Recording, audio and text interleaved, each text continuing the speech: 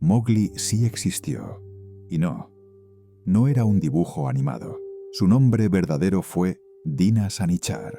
Lo encontraron en una cueva, en lo más profundo de la selva india, viviendo con lobos.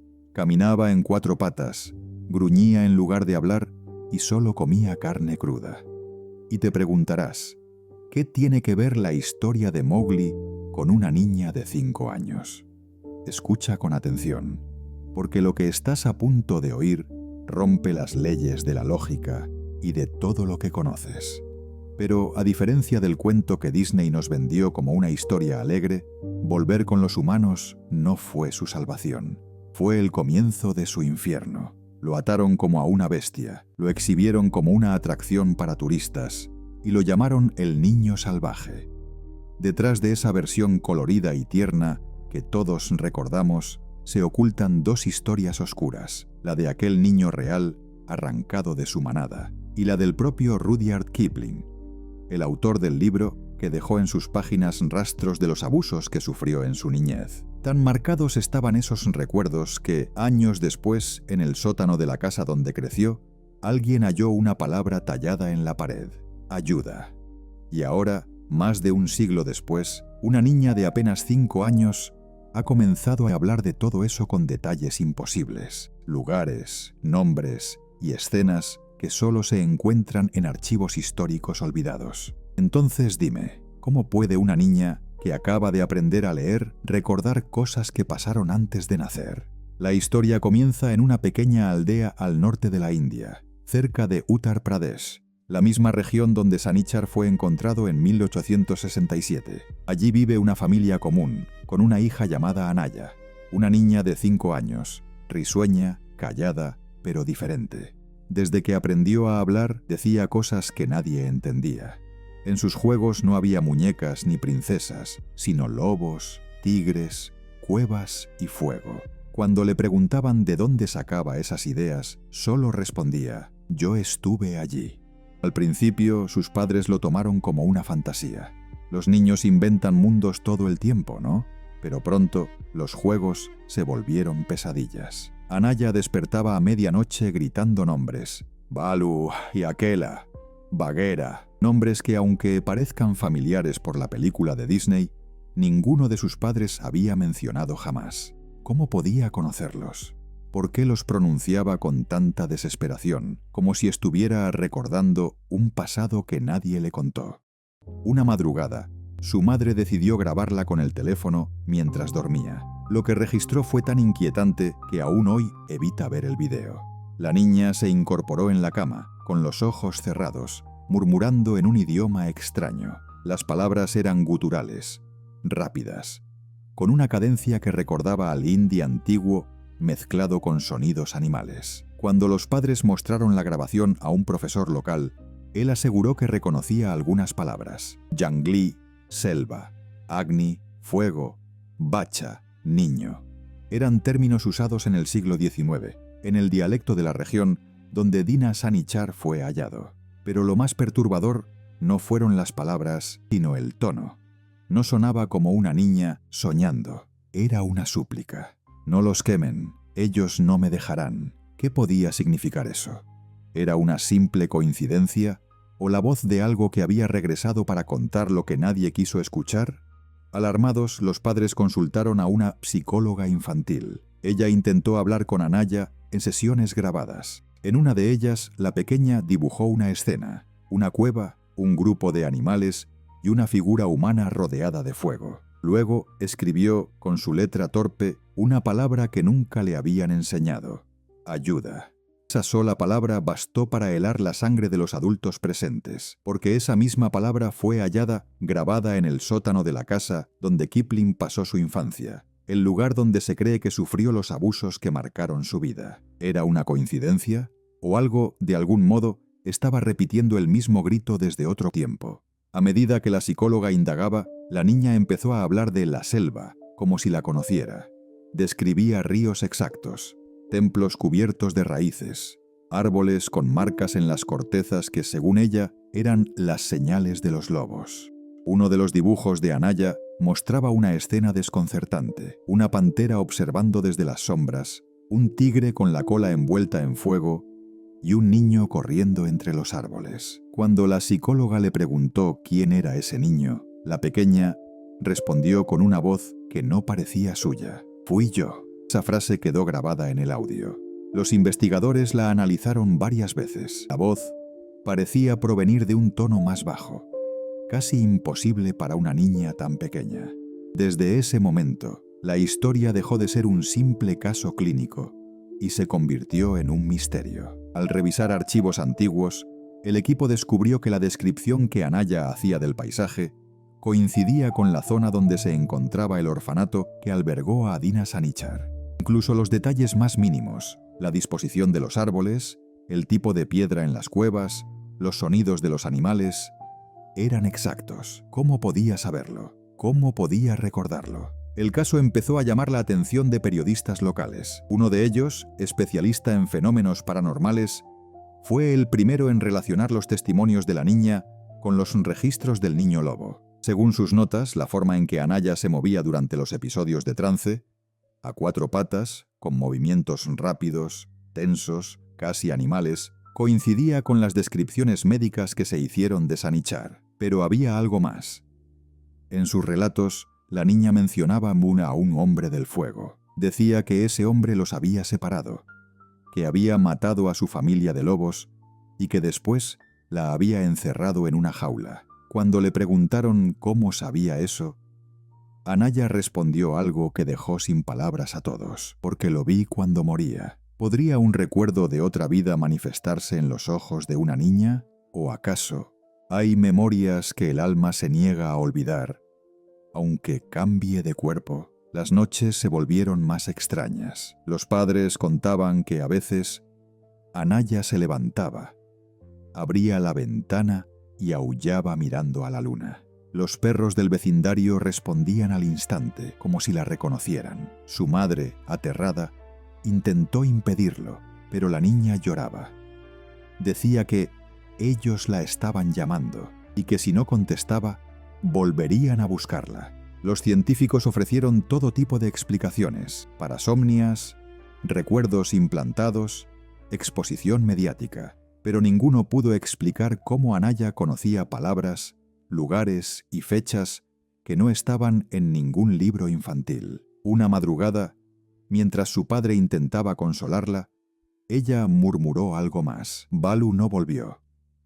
Bagheera me dijo que corriera, pero el fuego ya había empezado». Ese testimonio coincide con el momento exacto en que, según los relatos originales de Kipling, Mowgli abandona la selva por miedo al fuego. ¿Coincidencia o confesión? A esas alturas, la historia se había vuelto viral. Los medios hablaban de la niña que recuerda la vida de Mowgli.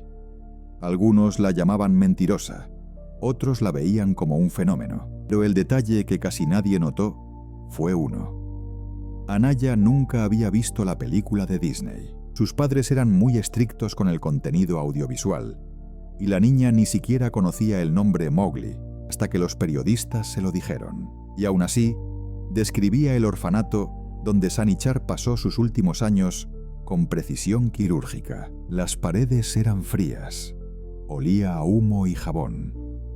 Había un hombre con una cruz en el cuello que me enseñó a beber agua de una taza. Todo eso está documentado en los informes del misionero Erhard Lewis, director del orfanato.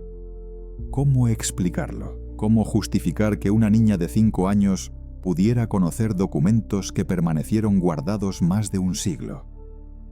Suscríbete si te gusta el video, porque lo que viene a continuación te hará dudar de todo lo que creías sobre la historia de Disney y sobre la memoria misma. Un día, durante una sesión especial con hipnosis ligera, la psicóloga le pidió a Anaya que describiera su casa. La niña cerró los ojos y habló de un sitio lleno de árboles, donde las voces no lastimaban y donde el suelo olía a lluvia. Luego, su respiración se agitó. Dijo que el fuego volvió y que ellos gritaban. De pronto, abrió los ojos y comenzó a temblar. Cuando despertó, Lloró durante horas. Repetía que no quería volver a ese lugar donde los hombres la miraban detrás de las rejas. Los padres, sin saber qué hacer, aceptaron mudarse lejos de allí. Pero al llegar a su nueva casa, ocurrió algo aún más perturbador. La niña reconoció un árbol del camino. Dijo: «Ahí fue donde Aquela me dijo adiós». Nadie entendía quién era Aquela, hasta que un periodista recordó: ese era el nombre del líder de la manada en el libro de la selva. Hoy, Anaya ya no vive en la India. Su familia se mudó por seguridad después de que los medios se obsesionaran con ella. Sin embargo, hay algo que nunca cambió: su miedo al fuego. No soporta las velas, las fogatas ni las estufas. Cada vez que ve una llama, retrocede, se cubre la cara y repite una frase que parece salida de otra época: la flor roja destruye todo lo que ama. Los médicos dicen que podría ser un trauma adquirido.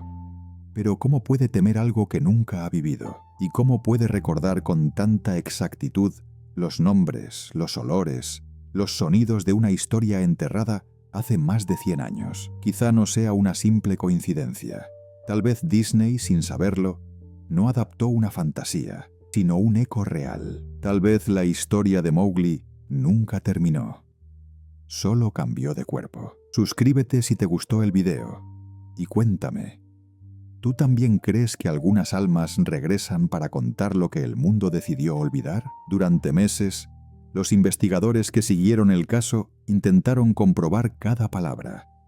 Revisaron mapas antiguos, archivos coloniales, y descubrieron algo inquietante. La descripción de Anaya sobre el río que canta y la piedra del consejo coincidía exactamente con una formación rocosa real, situada en una zona que, según los registros, era territorio de lobos en el siglo XIX. Esa piedra, según documentos misioneros de la época, servía de punto de reunión para las manadas. ¿Podría ser esa la roca del consejo que Kipling describió en su obra? Nadie lo había relacionado, hasta que una niña de 5 años lo dijo sin dudar. Cada nueva coincidencia era como una pieza más de un rompecabezas que nadie sabía que existía. Y en cada sesión, Anaya recordaba más: las lluvias, los truenos, el olor del barro, el grito de un tigre. Decía que aún podía escuchar los pasos de Shere Khan. Cuando la psicóloga le preguntó si lo temía, ella respondió con una calma escalofriante: no, porque ya sé cómo termina. Fue entonces cuando la historia cambió de rumbo. Un profesor de literatura comparada, experto en Kipling, viajó desde Bombay para entrevistarla. Le mostró una copia antigua de El libro de la selva, la edición de 1894, y le pidió que señalara algo que le resultara familiar. Anaya pasó las páginas lentamente hasta detenerse en un dibujo: el niño y la pantera mirando la selva desde una roca. «Aquí vivía Bagheera», dijo sin vacilar. El académico quedó helado. Ese nombre, Bagheera, no figuraba escrito en el pie de imagen, ni estaba traducido al hindi, ni había forma de que ella lo conociera. Y sin embargo lo dijo con naturalidad, como quien nombra un recuerdo. El profesor anotó cada palabra, cada gesto. Al final de la entrevista, cuando la niña cerró el libro, añadió en voz baja: pero él también recordaba. ¿A quién se refería? ¿Podía estar hablando de Kipling? ¿Podría un alma haber dejado rastros tan profundos que otra, más de un siglo después, los reconociera? Las coincidencias se volvieron imposibles de ignorar. Los diarios de Kipling hablaban de sueños recurrentes: una cueva, fuego, lobos y un niño perdido. En una carta a un amigo, escribió que «la selva me persigue en sueños con ojos que no son míos». ¿Y si no eran solo metáforas? Si Kipling, sin saberlo, había canalizado memorias ajenas, quizá del mismo Sanichar, para escribir su obra. Ese pensamiento se volvió aún más perturbador cuando Anaya empezó a dibujar símbolos en las paredes de su habitación, figuras geométricas, marcas idénticas a las que Kipling garabateaba en sus cuadernos de notas durante los años en India. Lo más espeluznante era que, según un experto en semiótica, esos símbolos representan transiciones de identidad, como si alguien intentara describir el paso de un cuerpo a otro. ¿Podría ser eso lo que estaba ocurriendo? Los medios del país empezaron a hablar del efecto Sanichar. Programas de televisión, artículos de revistas y documentales intentaron explicar el fenómeno. Algunos decían que se trataba de una posesión, otros de una mente extraordinariamente sugestionable. Pero los hechos seguían sin encajar. Un canal de noticias mostró una grabación en la que Anaya, durante un episodio hipnótico, escribía con la mano izquierda en un alfabeto que no conocía. Urdu clásico, el idioma del siglo XIX. La escritura era clara, fluida. Cuando los expertos la tradujeron, se encontraron con una frase desgarradora. Ellos me quemaron el hogar. El público quedó dividido. Una niña de 5 años con conocimientos imposibles o una evidencia de que el alma del niño salvaje había regresado en busca de justicia. Con el tiempo, las grabaciones llegaron a Europa. Un equipo de investigadores británicos viajó a la India para comparar las descripciones de Anaya con los registros de Kipling. Lo que descubrieron fue inquietante. En su juventud, el escritor había mencionado en su diario una visita al orfanato de Erhard Lewis, justo antes de escribir los primeros capítulos de El libro de la selva. En esas notas, Kipling describe haber visto a un hombre que alguna vez fue un lobo y la mirada más solitaria del mundo. Es decir, Kipling conoció a Sanichar en persona. Esa visita, perdida en el tiempo, podría haber marcado el nacimiento del mito. Y ahora, más de un siglo después, una niña estaba recordando esa vida con exactitud. ¿Era posible que el alma del niño salvaje se hubiera reencarnado y que por algún motivo hubiera regresado justo ahora? La psicóloga, incapaz de entender lo que ocurría, decidió intentar una sesión final. Preparó un ambiente controlado, con cámaras y observadores. Mientras la niña respiraba lentamente, le pidió que regresara al momento más antiguo que recordara. Anaya cerró los ojos. El ritmo cardíaco aumentó. Comenzó a mover las manos, imitando garras. Dijo que olía el barro mojado, que escuchaba a su madre loba llamándola desde la distancia. «No me dejes, Raksha», susurró. Los expertos que conocían la historia original de Kipling se miraron horrorizados. Raksha era, en el cuento, el nombre de la loba que adopta a Mowgli. Entonces Anaya gritó. Un grito tan profundo que hizo vibrar las paredes. Cuando volvió en sí, sus primeras palabras fueron: «Ya no soy él, pero sigo siendo yo». Después de esa sesión, todo cambió. Anaya no volvió a tener episodios durante meses. Parecía tranquila, incluso feliz. Pero cierta noche, mientras la familia cenaba, el padre notó algo. La niña observaba fijamente la llama de una vela. Tenía los ojos vidriosos, como si viera algo que los demás no podían ver. «Ellos no aprendieron nada», dijo de repente. «El fuego sigue siendo su juguete». Nadie entendió. Más tarde, le pidió a su madre un cuaderno. Escribió una sola frase, con letras grandes y temblorosas: «No lo olvides, la flor roja destruye». A la mañana siguiente, el cuaderno estaba abierto sobre la mesa, y alrededor de la frase había dibujos de lobos. Ninguno de los padres recordaba haberle enseñado a dibujarlos, pero cada trazo parecía hecho con precisión casi anatómica. ¿Era una advertencia? ¿Un mensaje? Un año después, la familia se trasladó a Delhi. Los episodios disminuyeron, pero Anaya seguía recordando. Un día, al ver un noticiero sobre incendios forestales, empezó a llorar sin control. Dijo que la selva estaba gritando. A su corta edad, hablaba con una gravedad impropia de un niño. «Nadie entiende lo que el fuego hace cuando lo ves por dentro», repetía. Los padres decidieron mantenerla alejada de los medios, pero el fenómeno continuó atrayendo la atención de investigadores. Uno de ellos, un antropólogo o escéptico, pasó semanas entrevistándola. Al final de su estudio, escribió algo que lo atormentó. Le pregunté qué recordaba de su primera muerte y me miró con ternura, como si me tuviera lástima. El último registro grabado de Anaya ocurrió durante una tormenta. Los relámpagos iluminaban su habitación cuando se despertó sobresaltada. La cámara instalada captó cada palabra. Dijo: «Ahora entiendo por qué regresé. No era para recordar, era para perdonar». Hizo una pausa.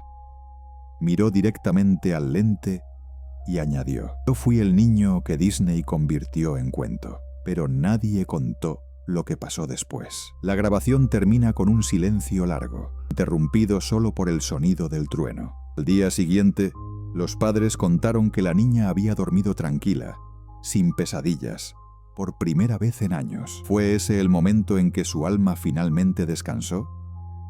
¿O simplemente el fin de una memoria que ya había cumplido su propósito? Hoy, el caso de Anaya sigue siendo un enigma que se niega a apagarse. Algunos lo explican como coincidencia, otros como un trastorno psicológico, pero hay quienes sentimos que hay algo más profundo, algo que roza lo espiritual, lo imposible. Después de que su historia se hiciera pública, empezaron a surgir otros casos parecidos. Niños que hablaban lenguas que jamás habían oído. Personas que describían lugares donde nunca habían estado, recuerdos que no pertenecían a esta vida. ¿Casualidad o señales de que la memoria del alma existe y nos observa desde algún rincón del tiempo? Y mientras escuchas esto, quizás tú también recuerdes algo que no sabes de dónde viene. Un sueño que se repite, una imagen que parece tuya pero no lo es, una sensación de haber vivido otra historia antes. ¿Y si no fuera solo tu imaginación? En estos años cada vez son más los testimonios de personas que aseguran haber sentido o recordado fragmentos de vidas ajenas, detalles imposibles, encuentros que desafían toda lógica. Quizás ya no se trate de creer o no creer, sino de atreverse a mirar más allá de lo que entendemos. A veces me pregunto, ¿si todo lo que creemos conocer del mundo no fuera más que una superficie, una capa delgada que cubre algo mucho más profundo, algo que no queremos mirar? Historias como la de Anaya nos recuerdan que hay fronteras que no controlamos, que la memoria humana puede ser más antigua que la historia misma. Si el alma realmente recuerda, si tú también lo has hecho alguna vez sin darte cuenta, piensa en esos lugares que te resultan familiares sin haberlos visitado, en esas personas que acabas de conocer, pero sientes que ya formaron parte de ti. ¿Casualidad o recordatorio? ¿Cuántas vidas habrán pasado antes de esta? En ocasiones, la verdad se disfraza de mito porque el mundo no está preparado para oírla. El libro de la selva nos pareció un cuento. ¿Y si fue una advertencia? Si Kipling no inventó a Mowgli, sino que simplemente transcribió una historia que el alma del niño salvaje le susurró entre sueños. ¿Y si Disney solo pintó de colores un dolor que nunca se apagó? Piensa en eso. Detrás de cada historia alegre que marcó nuestra infancia, puede esconderse una tragedia que alguien necesitaba contar. Una voz atrapada que de algún modo logró cruzar el tiempo. ¿Y si algunas películas que amamos son en realidad mensajes que no supimos entender? Mira a tu alrededor. ¿Cuántas veces has sentido que algo te observa cuando estás solo? ¿Cuántas veces has sentido un déjà vu tan real que te erizó la piel? ¿Y si no son coincidencias? Si son fragmentos de algo que viviste antes, trozos sueltos de una vida que el olvido no pudo borrar. Lo inquietante de historias como la de Anaya no es lo paranormal, es lo íntimo. Es la idea de que todos podríamos llevar dentro los restos de alguien más. Voces, olores, emociones que no nos pertenecen, pero que nos habitan. Entonces, dime, ¿realmente somos quienes creemos ser o solo la suma de muchas vidas que se niegan a desaparecer? Cada año aparecen más testimonios más personas que aseguran recordar cosas imposibles, niños que hablan idiomas extintos, adultos que describen lugares que solo existen en archivos antiguos, sueños que anuncian tragedias que luego se cumplen. ¿Podemos seguir llamándolo coincidencia? ¿O estamos frente a algo que la ciencia aún no puede medir? La memoria del alma, la reencarnación, los ecos del tiempo.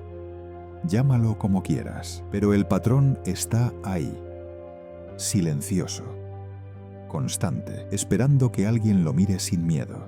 Y si de pronto, mientras escuchas esto, una imagen cruzó tu mente, un rostro, un sonido, una escena que no sabes de dónde salió, pregúntate, ¿y si no era imaginación? Tal vez por eso regresan algunas almas, no para asustar, sino para recordarnos algo que olvidamos, que el dolor no desaparece, que las historias no terminan, que las vidas pueden volver disfrazadas de nuevas pieles. Quizás tú también tengas una historia antigua dentro, esperando contarse.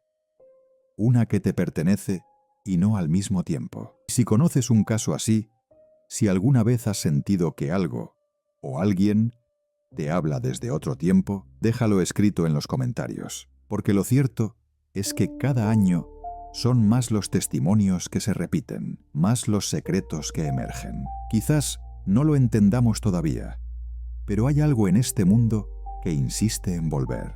Y mientras siga haciéndolo, yo estaré aquí para contártelo. Suscríbete si te gustó el video. Y recuerda, la próxima vez que escuches una historia imposible, no la ignores. Tal vez solo sea el pasado intentando hablarte de nuevo.